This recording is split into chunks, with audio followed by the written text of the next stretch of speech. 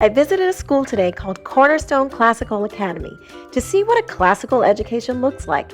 It's so different from public schools.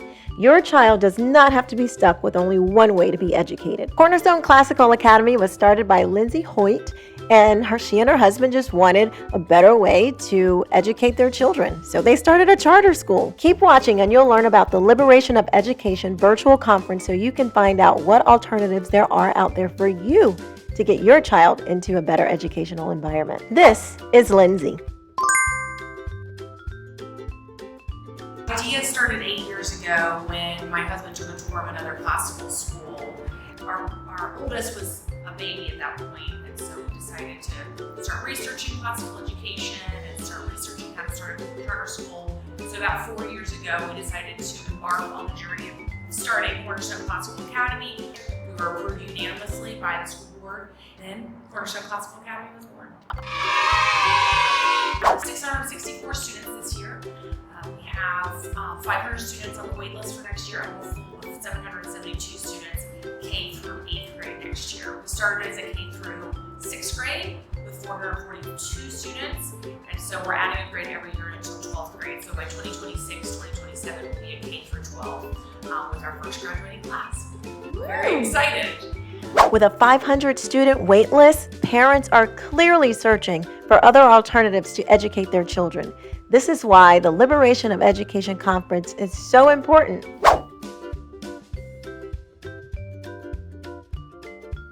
So what's the difference in teaching public? The biggest difference? The biggest difference that I have experienced is actually engaging on a deeper level with the students instead of assigning computer time or passages that don't relate to things they're doing in their other classes. This is all interrelated, it aligns beautifully, and so they get a deeper understanding of what we're talking about. Yeah. It feels a little bit like less emphasis on the data collection and more emphasis on creating lovers of learning.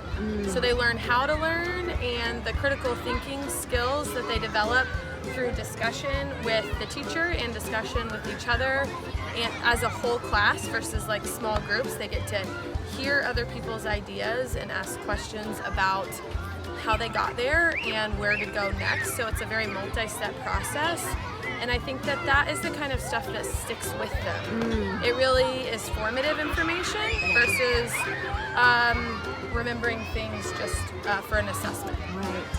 And I could say that this does, the teaching style and method sparks true curiosity and not just memorizing facts. Yeah. So that makes it a permanent part of who they are. So when you're doing these different teaching styles, how do the kids react? Like, what are some of the things that they'll do just like spontaneously when that curiosity just jumps out? I'm sure you'll see this when you tour, or if you have, that they're not afraid to be wrong. They'd rather take a risk and ask the question and steer things in a different direction. Then we gotta reel them back in, but then we're all really learning. Yes. We're all really engaged in the material. Of how she's told her students that she loves to hear the when the light bulb goes off, and so sometimes they give her a hard time. They're like, oh, Miss K. I just think those all the time. But Put that's our name on the paper.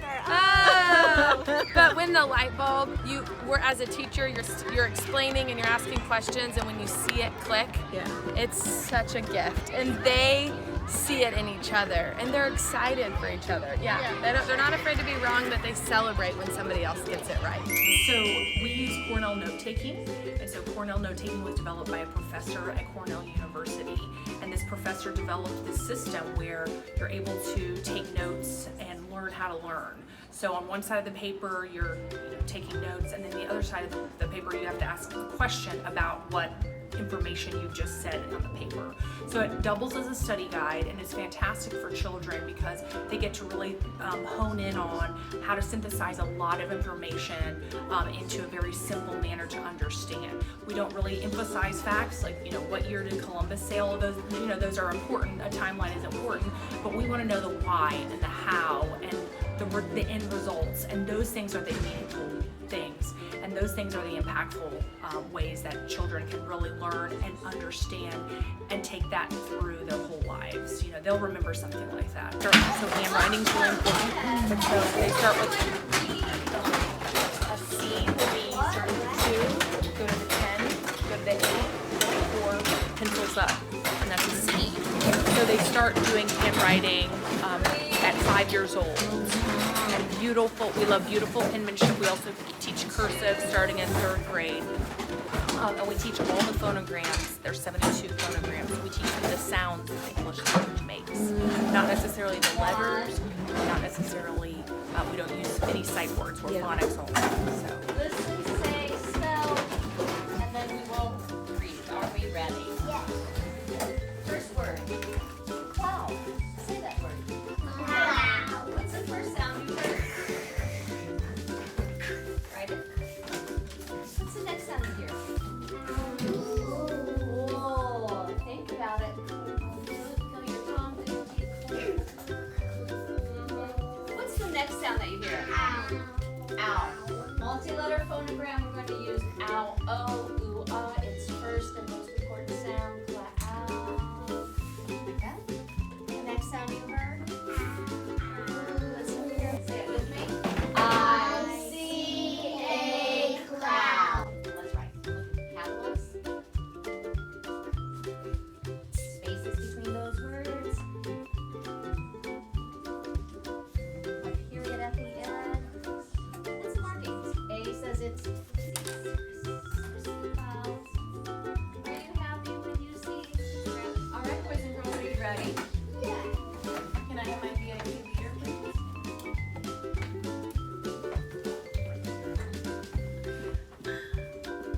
We hold these truths to be self-evident, that all men are created equal, that they are endowed by their Creator with certain inalienable rights.